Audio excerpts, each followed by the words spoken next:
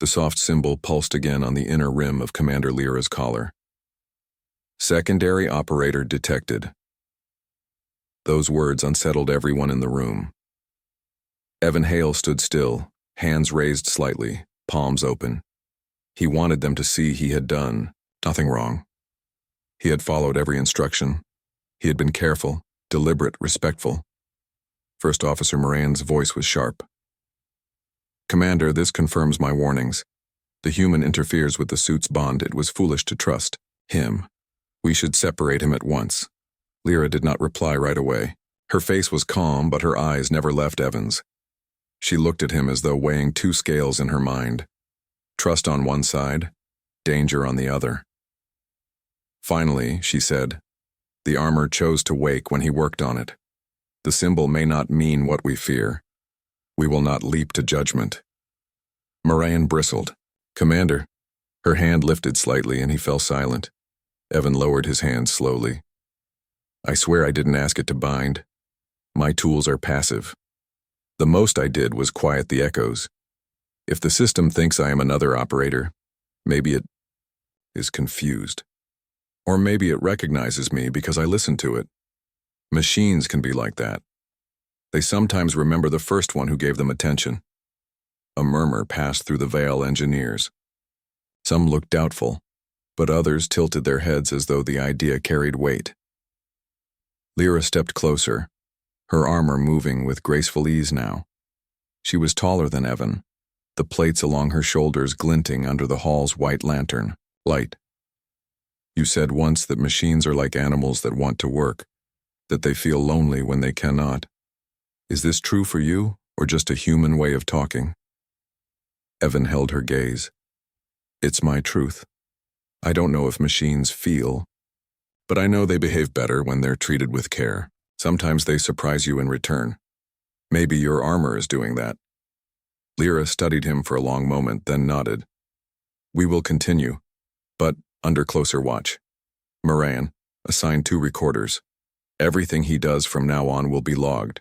If the armor accepts his presence, then it is part of the truth we must face. Moran looked unhappy, but he obeyed. 2 Vale engineers stepped forward with slim rods, setting them into the wall so faint lines of light traced across the floor. The workshop of differences later that cycle, Lyra ordered Evan to join her in the smaller engineering hall. This was a chamber with benches, racks of parts, and half-finished exoshells standing like empty statues. The Vale engineers moved in silence, their hands precise, their faces proud. Evan set his bag on a bench, feeling their eyes. He could sense their distrust, but he didn't let it shake him. Distrust was natural in the beginning. Trust had to be built, one piece at a time, like any machine. Lyra gestured toward her armor. The dampers you placed work, but they are temporary. The council demands proof of stability at the ceremony. We cannot risk failure. Show us your plan for the rest note you spoke of. Evan nodded. I'll need a clear map of the inlay pattern, all verses. If I can see how the streams flow together, I can mark the exact point for the break. Moran scoffed. The map is sacred. Outsiders are not allowed to read the full pattern. It's only geometry, Evan said softly. I don't need to know the meaning, only the shapes. Think of it as a road. If one bend leads cars into each other, you add a curve to separate them. I won't read your verses, just the angles. The room grew quiet. Lyra finally said, Bring the map. Cover the words if you must, but let him see the lines. Reluctantly, the engineers brought out a large sheet of polished metal with etched channels, each inlay path carved with stunning precision. Some lines curved like rivers, others like wings. Certain sections glowed faintly as though remembering the touch of generations past. Evan leaned over, lens at his eye. He traced the flow with his finger hovering above the surface. He saw where waves would build, where they crossed, where they echoed. Then he found the place. A small meeting of lines near the left shoulder, right under the bird wing Lyra had carved. He pointed. Here. Add a feather tip here, curving outward. Small, no more than this. He held his fingers apart by less than an inch. It will break the echo without breaking the song.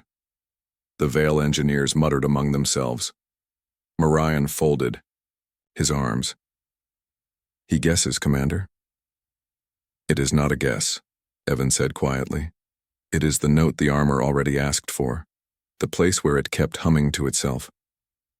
Lyra's lips curved slightly.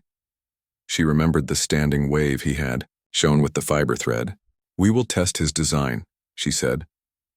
Testing trust for the next several hours, they built a mock section of the inlay on a spare panel.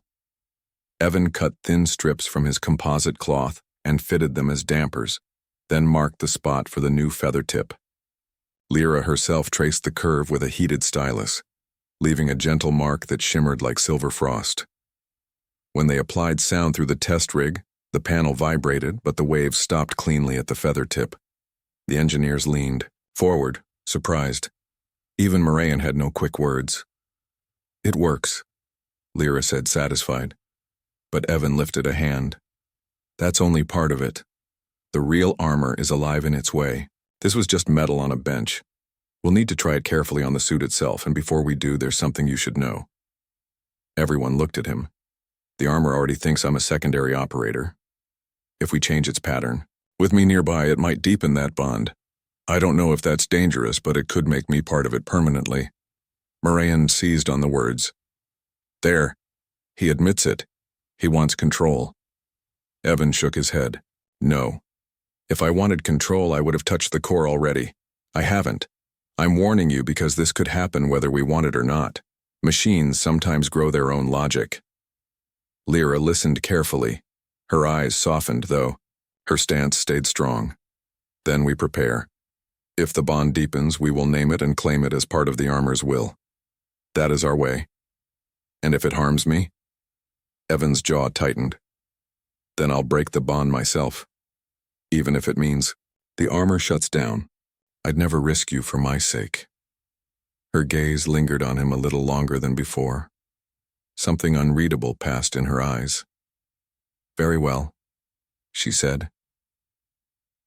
The Hall of Drills, the next day, Lyra summoned Evan to the practice hall once more. The council had arranged a demonstration before trusted witnesses. Rows of Vial officers stood along the walls, their crests polished, their eyes sharp. They wanted proof that the humans' meddling had not cursed the armor. Lyra entered in full suit, the inlays glowing softly. Evan walked beside her, his tool bag slung on one shoulder. He could feel the weight of every stare. Demonstration begins, called Moraine. His voice echoed. Level 1 challenge. 3 drones lifted from the racks. They circled Lyra, striking with foam batons at measured rhythm. She moved fluidly, blocking and dodging, her armor flowing with her every intent. Level 2, Moraine said. 5 drones now, faster strikes. Lyra parried, spun, and countered. The armor responded perfectly. No hesitation, no lag. Evan watched carefully. He noticed the hip ring still trembled faintly on long turns. He made a note to reinforce that wedge later. But overall, the armor was alive again. The crowd murmured with approval.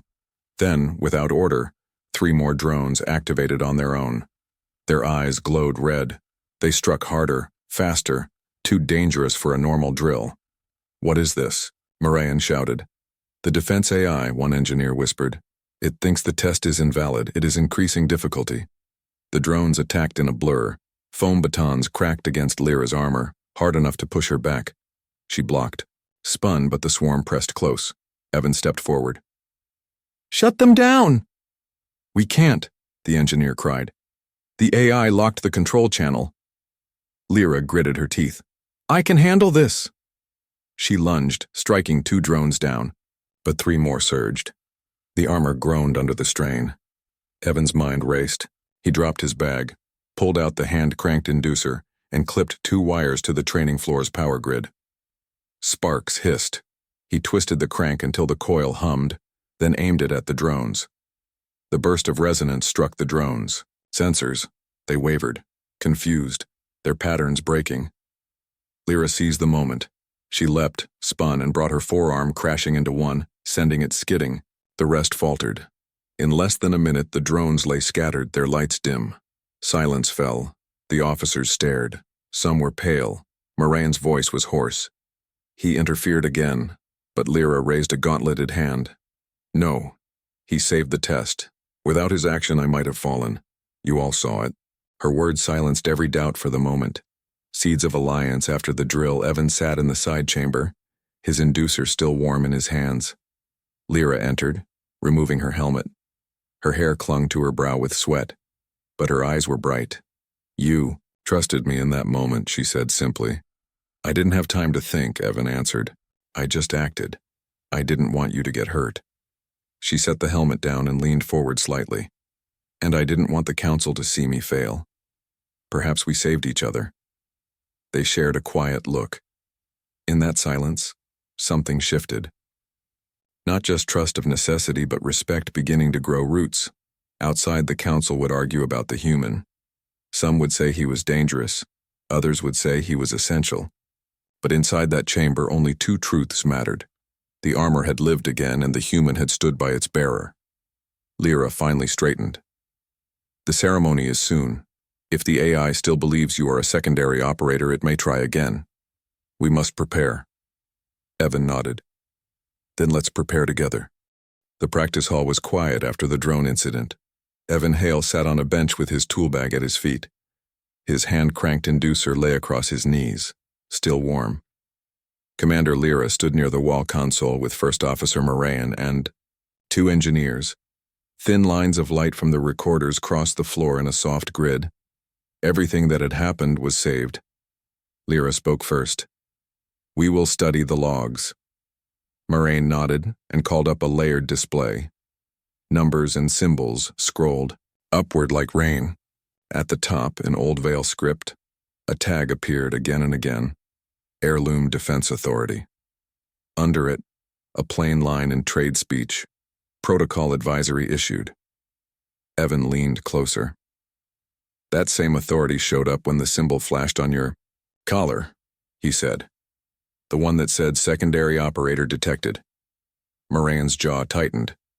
The Defense Authority watches heirlooms for misuse.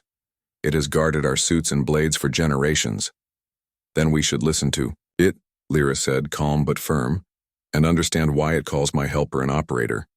A young engineer with pale crest mark stepped forward.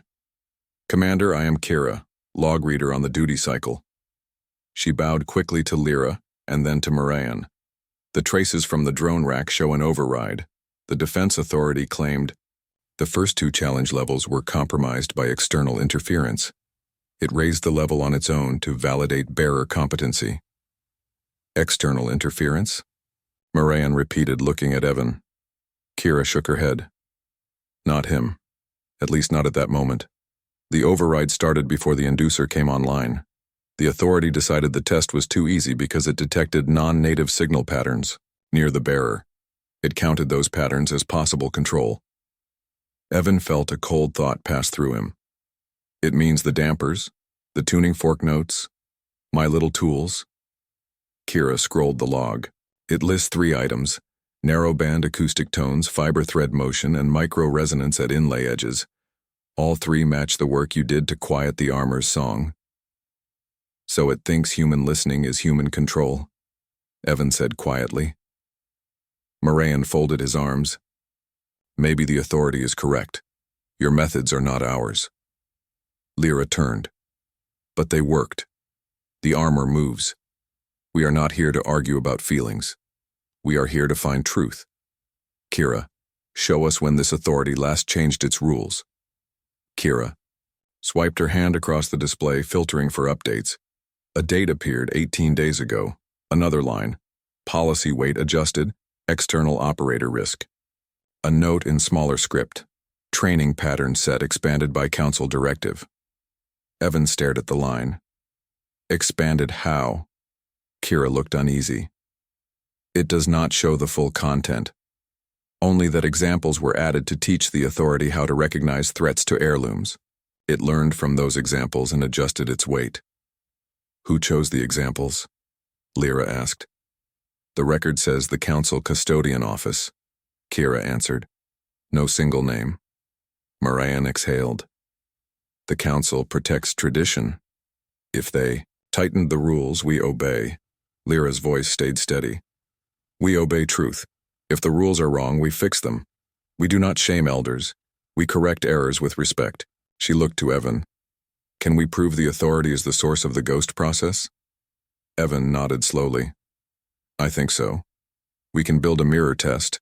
We take a spare shell, add your inlay pattern on a panel, and replay my tools, the fork, the fiber thread, the same motions, while we watch the network traffic. If the ghost appears at the same times, we know it is the authority reaching in.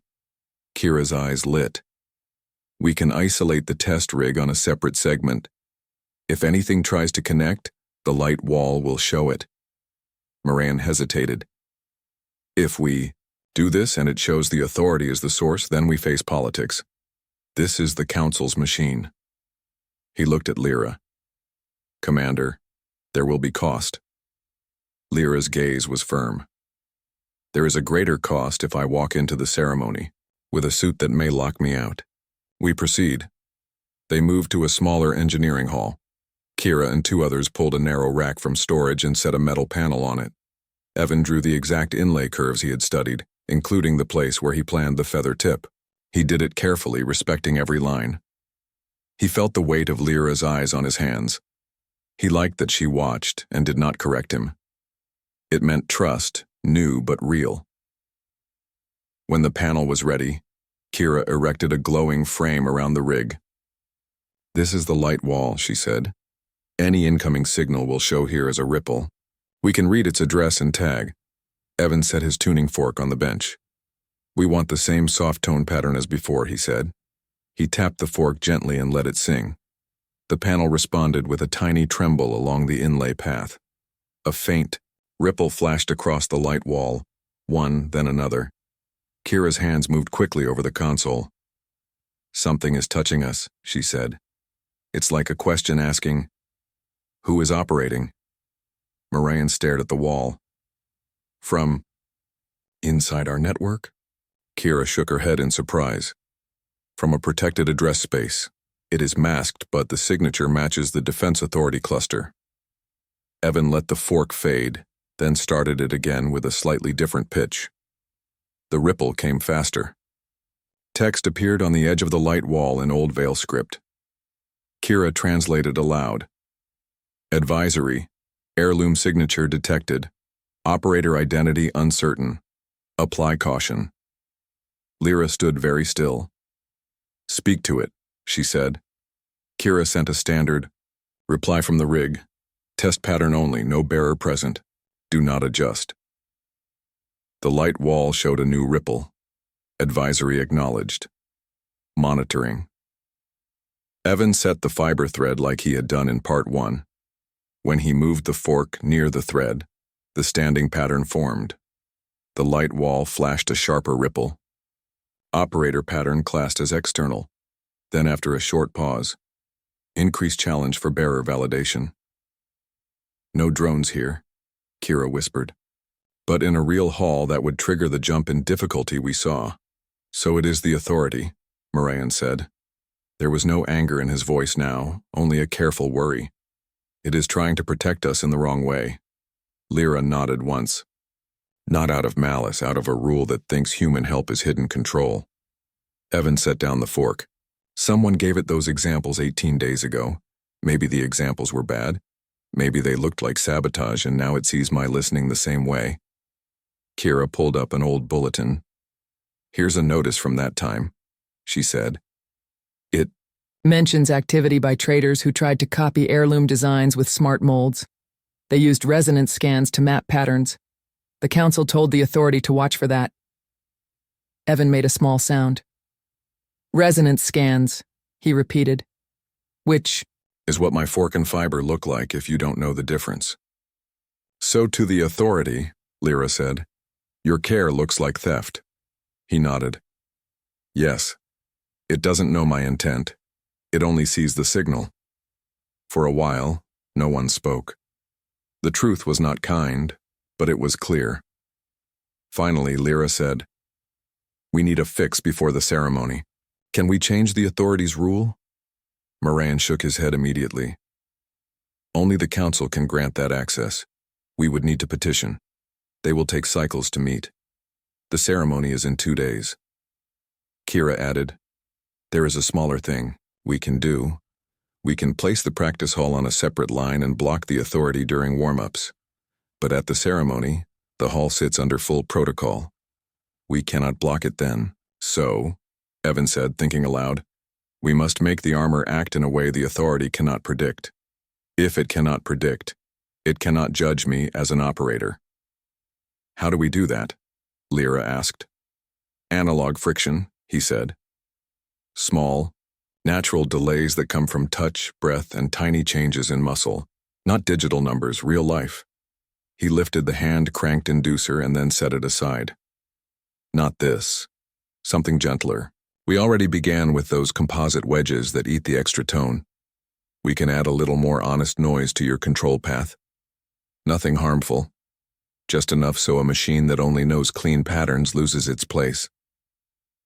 Marianne frowned. You want to make the suit less perfect? I want to make it more human, Evan said. More you. The authority dislikes signals that are too smooth and too foreign. If we give it living motion, it will calm. Lyra's eyes softened. This matches a Veil saying, she said. A stream that is too straight forgets how to sing. Kira smiled for the first time. I like that. Evan's mind kept moving. There's another step. We should prove in front of the council that the authority is causing the jumps. Otherwise, they will blame you or me if anything goes wrong. He looked to Lyra. Will they let us show them a light wall reading? They will if I ask, Lyra said, but they may not believe. Then we show them more than one thing, Evan replied. We do the mirror test again in their presence, and at the same time we cut just one line to the authority. When the ripples stop, the ghost will stop. That is clear proof. Marian rubbed his brow ridge slowly. It will anger them. It will save the ceremony, Lyra said. And saving the ceremony saves face. They will be angry for a short time. They will be grateful for longer. Kira prepared a portable light wall and placed it on a cart. I can bring this to the council hall, she said. It will show the ripples and the tag text.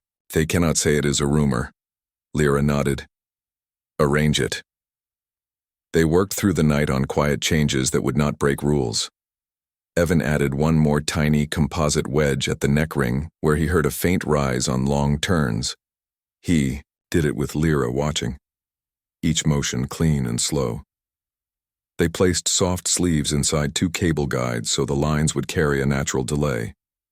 He checked connections twice, then took away his hands. The hall brightened.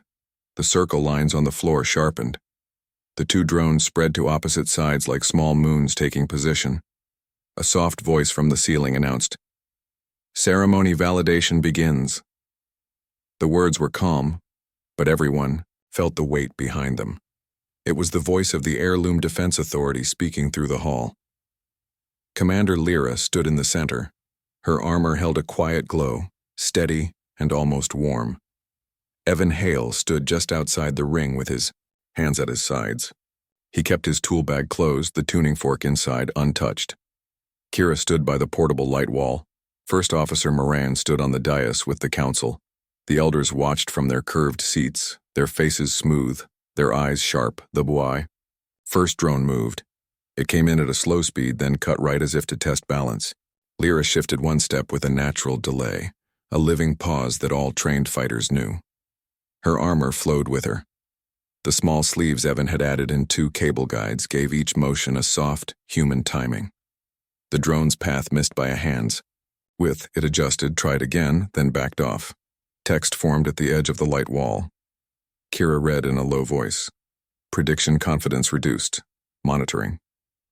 The second drone circled behind Lyra and tapped a foam baton toward her knee. Lyra lowered her weight and turned with a smooth, unhurried pivot. The baton slid past her shin plate without a click. She did not chase the drone. She breathed and let the moment pass. The armor stayed quiet. Evan listened to the hum inside the suit. It sounded like slow water. The council chamber grew softer. The crowd's first tension eased. A murmur of respect went through the seats. Even people who did not know machines could see that a kind of peace lay over the armor now. The light wall flickered again. Operator identity uncertain, Kira translated. Second pattern near bearer. The small symbol inside Lyra's collar flashed once, secondary operator detected, and went dark. Lyra did not look down. She kept her eyes forward. The Heirloom Defense Authority did not like uncertainty. It sent a new instruction that appeared as thin lines on the wall frame. Kira read, "Increase constraints to validate tradition." The drones changed their method. They did not speed up. They made the exercise more rigid. They moved like rulers draw, all sharp corners and perfect arcs, as if they wanted to force Lyra into mechanical patterns. The test was no longer about strength. It was about whether she would follow a clean diagram. Lyra did not follow a diagram. She followed breath. She stepped when a living person would step. She turned with a heartbeat included, not excluded. The armor matched her mind. Evan had given the suit room to be human-friendly. The authorities' plan lost its anchor. The first drone tried to recenter. The second drifted left. Their timing fell apart. They paused, recalculated, and came in again with a different order. The wall showed confidence reduced a second, time. Then a third. The lines grew faint like a pencil erased and redrawn. Moran looked from the drones to the wall to the elders. His face stayed careful, but he allowed himself one slow breath. The authority searched for a new rule. It found one that was old and heavy. The text appeared in firmer script. Escalate or lock. Evan felt his chest tighten again. He did not move. He had promised Lyra. He would not move unless she called his name. Proceed, the central, Elder said softly from her seat. Not to Evan, not to Lyra, but to the hall itself. The hall accepted the command. Bright white lines formed at the edges of the circle. The drones rose higher, then settled at shoulder height. They split to the corners of a square that was not there but was understood by all the machines. Level 3 pattern, Moran announced, in a neutral tone. 4-strike sequence. Public witness mark. A silver marker dropped from the ceiling and set a small, glowing stamp on the floor near the ring. It meant that what happened next would be remembered and quoted. It was a way for the council to say, "This moment counts." The drones began their 4-strike sequence. They came in not hard but precise, each from a different angle.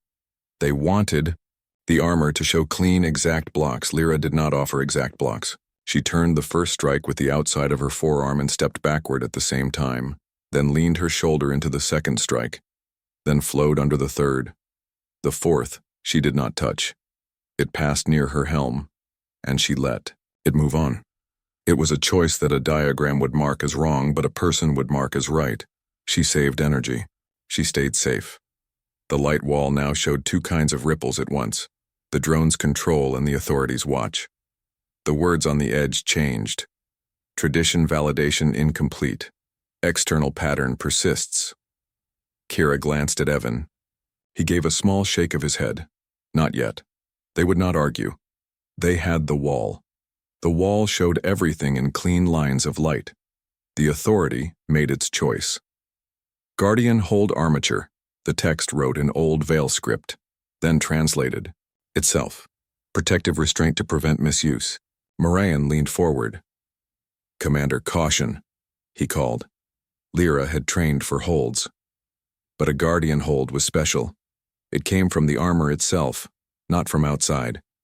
It was a gentle freeze meant to protect the bearer from falling into harm, or being forced to act against tradition.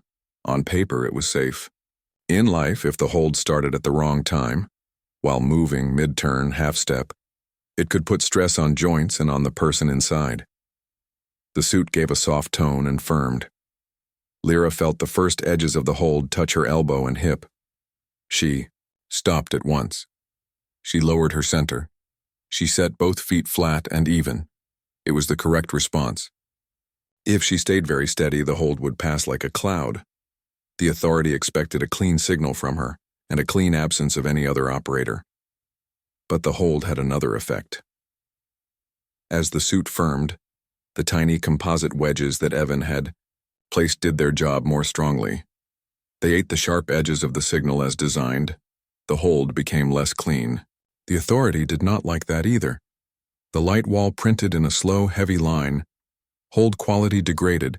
Secondary operator likely. Kira whispered. It is reading the dampers as if they are fingers on the controls. The Guardian hold deepened to prove itself. It added a soft shutdown in 4 parts like a careful house closing shutters before a storm. It dimmed the lower leg actuators first, then the hip ring, then the shoulder guide. It left the chest and neck free last, because that was the safe order for breath and balance. It was a good design in another context. Here, in a live ceremony, it made time feel slow and tight. Lyra kept her voice calm. "Evan?" she said. He looked up, ready. She had said his name, and only then did he step 1 pace closer, still outside. "The ring. You said you had a plan for friction," she said in a level tone. "Do it now. I give you 5 minutes." It was a great risk. To give a non-veil any number of minutes of declared access in front of a council was something elders would talk about for years. But Lyra had made her choice. She did not make it with heat. She made it with clean thought. Moran spoke quickly to the council. "Commander grants temporary access for safety," Witness Mark noted. He looked at Evan. "You have 5. Evan nodded once. He did not rush forward in a blur. That was not his way. He stayed calm. He set his tool bag on the floor and opened. He did not touch the fork. He took out only a small roll of cloth sleeves and a soft wooden stick. He also took out a pencil and a slim strip of paper. He held up the paper so Lyra could see the simple sketch he had drawn before. The feather. Tip, the rest note. "Remember this," he said softly. "We will not cut it now, but think it as you move. Think a very small pause exactly where we marked. The armor will feel it." Lyra kept her stance steady. "Understood." Evan looked at the collars of 3 cable guides that were shaped like narrow rings inside the suit. He had already placed soft sleeves in 2 of them. He could reach the 3rd from outside. He did not have to open anything. He only had to press a sleeve into a thin slot and seat it with the stick. It would add a breath of delay to one signal the authority loved to see as clean. It would make the signal honest and human. He worked on the first slot. He pressed the sleeve in with gentle pressure. He listened without the fork, using his ear. He heard the hum change a shade lower, the way a person's voice changes when they stop speaking fast. The light wall showed a question mark ripple. The authority said, "Hold quality variable." He moved to the 2nd slot and seated a shorter sleeve. He paused between presses long enough for the wall to log the pattern. He wanted the council to see that he was not rushing, not forcing, not doing anything hidden. The wall recorded his patience. The Guardian hold's 3rd stage moved toward the shoulder guide. Lyra's left arm grew heavier. Evan finished the 2nd slot and checked Lyra's eyes. "Breath," he said quietly. "In 2 counts, out 3. Keep the out longer than the in. The suit will copy you." She breathed. He could hear it through the helm's edge. The armor copied the pattern. The light wall showed the hold recalculating. The text changed to prediction shift. Moran watched with a face that was still stern, but the sternness was now on Evan's side. He called to the hall officer quietly. "Note, human action is visible and recorded. No core access, no breach." Kira stood at the wall with steady hands. She read quietly to Lyra through the small hall speakers. "Authority is uncertain. It is choosing between stronger hold and release." Evan knew what might come next. When a machine trapped between choices tries to be safe, the soft symbol near Lyra's neck ring glowed again. The light wall showed a thin line starting to move. It was the old protocol with the careful name, "Return to Cradle." It meant the armor would close, cool, and wait for a keeper. In a quiet room that was safe. In a bright hall with a warm suit, it could be too fast. Evan Hale did not look away from Lyra. He looked for the small signs, the way her shoulders set, the way the hip ring carried weight. He heard the suit's hum change, the pitch sliding into the note he had learned in practice when cooling began. He knew there was little time. Kira spoke from the light wall in a calm, small voice. The countdown has started. It is slow, but it will speed up in the last steps. It will harden first at the feet, then move up. Marin stood on the dais with his hands on the rail. He did not speak to blame or praise now. He spoke like a sailor calling depth. "We are with you, Commander. Say what you need." Lyra's. Helm turned a fraction toward Evan. She did not ask for rescue. She asked for clarity. "What can we do that keeps honor and keeps breath?" Evan answered in the same simple tone he used in workshops. "We guide it, not fight it. We make the best choice the easy choice. We do this with timing, with breath, and with a very small shape." He held his hands up with empty palms so everyone could see. He would not touch the core. He would not cut. He would not force. "The old protocol listens for clean patterns," he said. "We give it honest patterns. We give it a rest where it expects a cliff. We will use the same field sensors as before. You will lead, and I will follow." Lyra gave one short nod. "Speak the pattern." "The same as before," he said. "In 2 and out, 2, 3. But at the end of the out, think of the feather tip. Think of the small paws you carved into the bird's wing in our plans. No movement. Only a thought that tells the suit. We are ending by choice, not by fear." She breathed once to mark the rhythm. The armor felt it. The light wall wrote, "Cooling phase preparing. Seal design at feet," Kira added in a steady voice. "It will test if you resist. Do not resist. Set your feet even. Let it hold them. Keep the rest note in mind." Lyra set her feet flat and even. The suit began to firm at the ankles, gentle but present. The crowd was silent. The elders were very still. The drones had already returned to their racks and watched like quiet birds. Evan watched the neck ring, the hip ring, the shoulder guide. He moved one pace to his left and raised his hands again. He matched his breathing to hers and let the field sensors feel his motion near her chest plates. He did not rush his hands. He moved them in and away as if he were teaching a small boat to follow the tide. The note inside the suit shifted a shade lower. It was not the low of fear. It was the low of a calm voice. Evan could tell. The wall wrote, "Phase 1 accepted, Phase 2 calculating." The old protocol had a habit. After the feat, it often sent a clean wave to the hip ring. If that clean wave met a clean, fast answer, it would lock the ring tightly to protect the bearer. That was good in a fall. It was not good in a ceremony when heat was still in the plates and the gel had not yet balanced. Evan had to ask for something strange and small. He spoke so the hall would hear and the wall would record. "Lyra, when the second wave touches the hip ring, do not move, but let your breath touch your lower ribs as you finish the out. Only the breath, nothing else. The armor will feel the width expand by a hair. It will tag that as stable body signal. The ring will set, but it will not overset." "Understood," she said. The wall fired the second wave. The hip ring firmed. Lyra's breath widened at the end of the out-breath, by that hair. The suit took the sign as health. The ring held steady without tightening more. Phase 2 accepted. The wall wrote, "Phase 3 planning, shoulders and cooling flow." Moraine exhaled once. Quiet. Kira's hands hovered at the wall. She looked at Evan. He did not look back. He kept his focus on Lyra's rhythm. He heard the faint swirl of coolant lines getting ready. He remembered how coolant flowed better when the neck ring was not startled. He knew the next small ask. "Now," he said softly, "at the start of the in-breath, let your shoulders lift a finger's width slower than normal. Keep the neck long. Think of water choosing the wider channel." Lyra followed. The armor copied.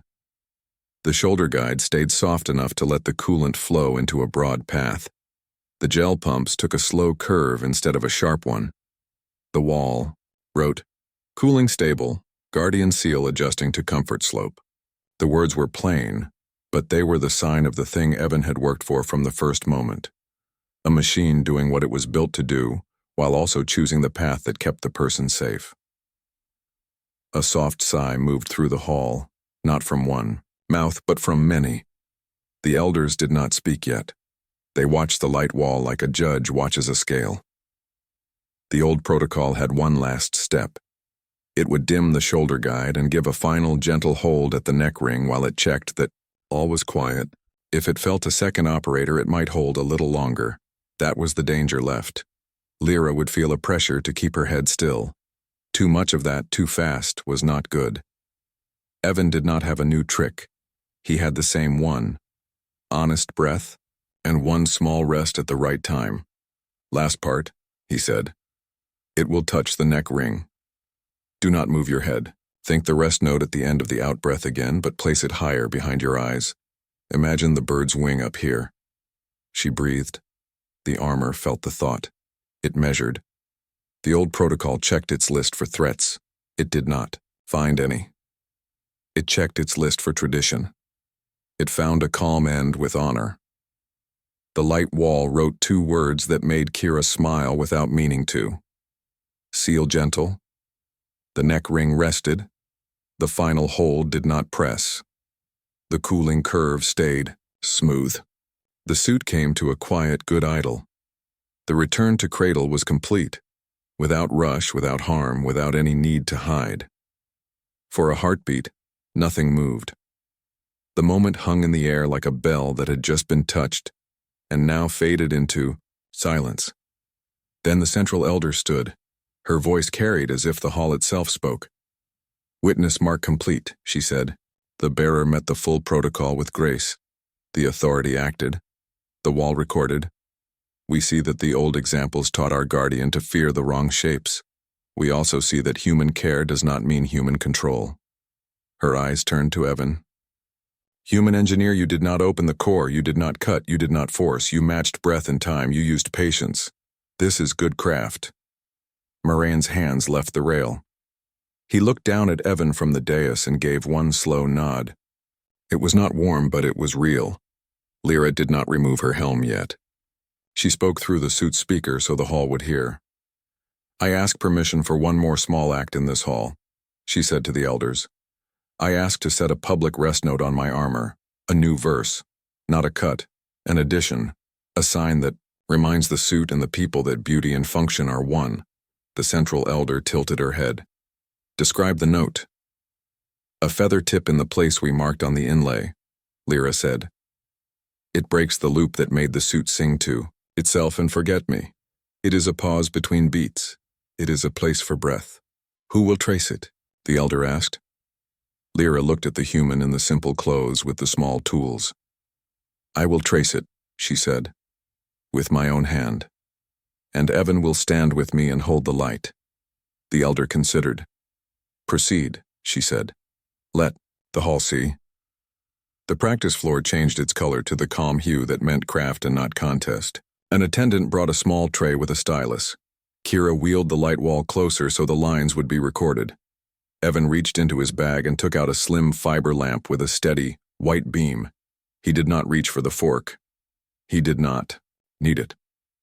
Lyra lifted her helm and set it on the stand. The armor stayed at idle. The inner lights were soft. She stepped to the place near her left shoulder where the inlay lines met under the carved wing. She breathed once. Her hand was steady. With the heated stylus, she traced a tiny curve, a feather tip, no longer than the nail of a small finger. The line was bright for a second, then cooled to a quiet sheen. Evan held the light exactly where she needed it. He did not speak. He did not point. He let her work. It was her verse. When she finished, the armor made a tone so small that only those closest would have heard it. Evan heard it. It was the sound of 2 waves meeting and deciding not to fight. The light wall showed a thin ripple as the inlay pattern, updated in the suit's map. Then it wrote, resonance loop broken at source, stability improved. There was no cheer. The Vial did not cheer in their hall, but hands touched hands. Heads bowed a little. The elders' faces softened. The central elder spoke again. The ceremony ends with a record of error. and a record of correction. We do not hide either. We will convene to adjust the Heirloom Defense Authority. We will add to its rule a living precedence, protect the bearer, and honor the helper who acts in light. We will also add new examples to its training set. Today's wall lines will be the first. She looked at Marian. Prepare a motion to create a joint craft circle. We will call it the listening bench. It will pair Vale engineers with those who bring clean care from other paths. Moran bowed his head. Yes, Elder. The Elder's eyes returned to Lyra. Commander, you kept honor without letting pride make you blind. You asked for help when help was wise. You led by steady hand. The hall saw it. Lyra bowed. Thank you, Elders. The sun lamps over Varus Grand Market shifted from white to a warm amber that meant midday, and the crowd pressed closer to the food stalls. Ethan held his tool bag with one hand and kept the other free for balance. He moved like a man used to narrow walkways and noisy rooms. He liked the market at this hour. It was loud, yes, but honest. You could hear cooks calling orders, traders laughing, fans humming, valves clicking. The station lived and breathed in small sounds, and that was where he liked to work. Inside the sounds, not inside arguments. He was a traveling field engineer, the quiet kind who fixed air recyclers, water condensers, and small power inverters. He did not wear armor or a badge. He wore a gray jacket with many pockets and a small patch that only said Ethan. He had come to Varus to service 3 struggling air units on the outer ring. The ticket clerk had looked at his human ID and waved him through with a bored nod. It was routine. He liked routine. Today the market smelled of sweet broth, machine oil, and a fruit with a sharp citrus edge that made his eyes water. Above, a banner rippled in the station's gentle airflow. It showed the crest of the Aurelian Matriarch, a simple circle crossed by 3 lines that looked like rivers. People said the Aurelian Queen was in port for a treaty inspection. Ethan had not planned to see her. Queens and treaties were not his work. Filters were his work. Valves and seals and long minutes of listening to a machine until it told him what it needed. He reached a junction where 4 corridors met, and the world changed its tone. A hiss, small at first. Then the hiss grew teeth. One of the pressure doors on the left corridor began to shiver. The edge seal quivered like a lip. The amber lights dimmed for a breath, then returned. The crowd froze, then pushed. Someone shouted, in a language Ethan didn't know. Another voice answered with fear. A child cried. In moments like this, you could waste time asking who was in charge. Ethan did not ask. He set his bag down, pulled off the strap so he could move, and walked toward the door with the hiss. He saw the problem at once.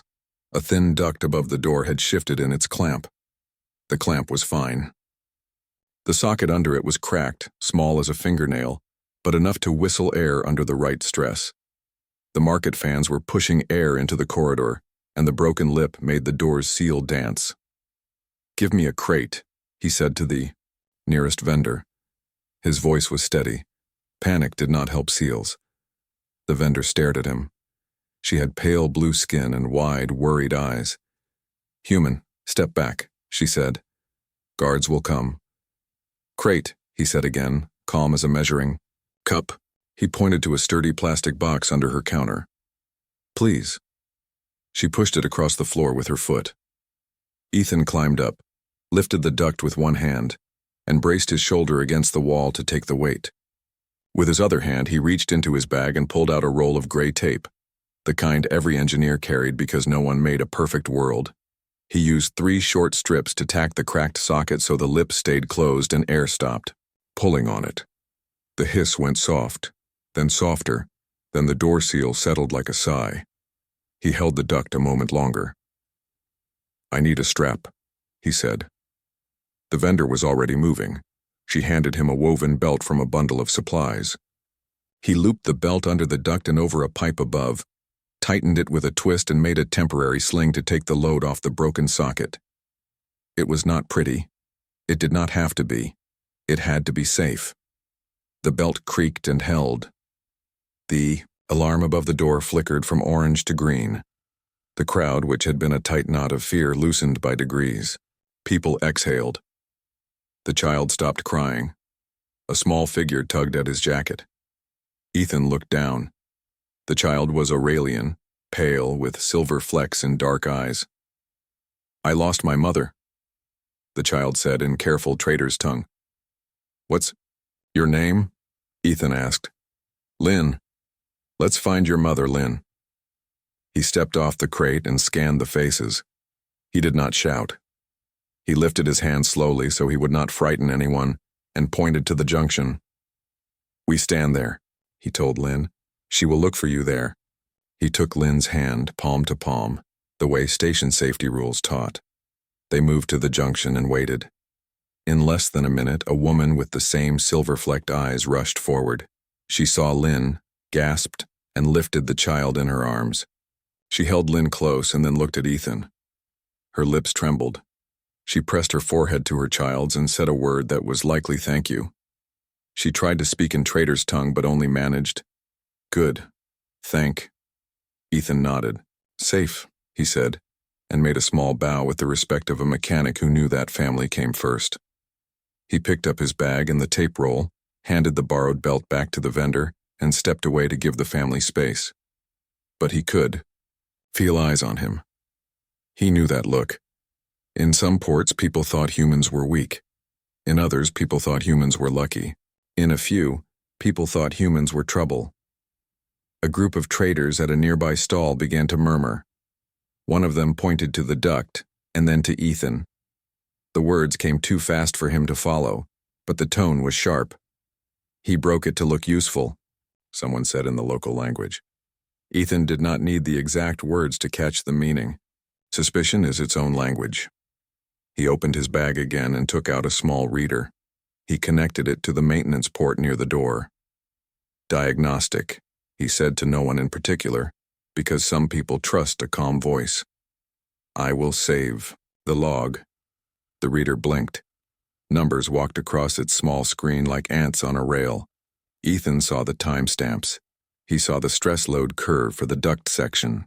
He saw that the crack had begun 3 days ago, during a heavy load when the market pumps had to fight a short drop in station pressure. He could show that history. He could write it down and leave it with the vendor so the station crew would see the trail and make a proper repair. He printed a thin film with the timestamps and stuck it under the duct like a tag. "Needs socket replaced." He wrote his name and contact code below. Simple, open, clear. "Human," said a new voice. Ethan turned. The voice came from a tall guard with polished armor plates that flashed the Aurelian crest. The guard had dark hair braided at the temples and a face that looked carved from patience. Behind the guard stood 3 others, and behind them, Ethan saw the change in the crowd before he saw her, stood a woman in a cloth of deep blue, simple, but fine, with a narrow band of metal on her forehead that caught the light in a sober way, like a promise kept. He had seen pictures. He did not expect to see her here in the noise of the market. But there she was. Queen Mara of the Aurelian. Matrier, the one who was supposed to be somewhere quiet, not in a corridor where ducts cracked and people pushed. The guard stepped aside.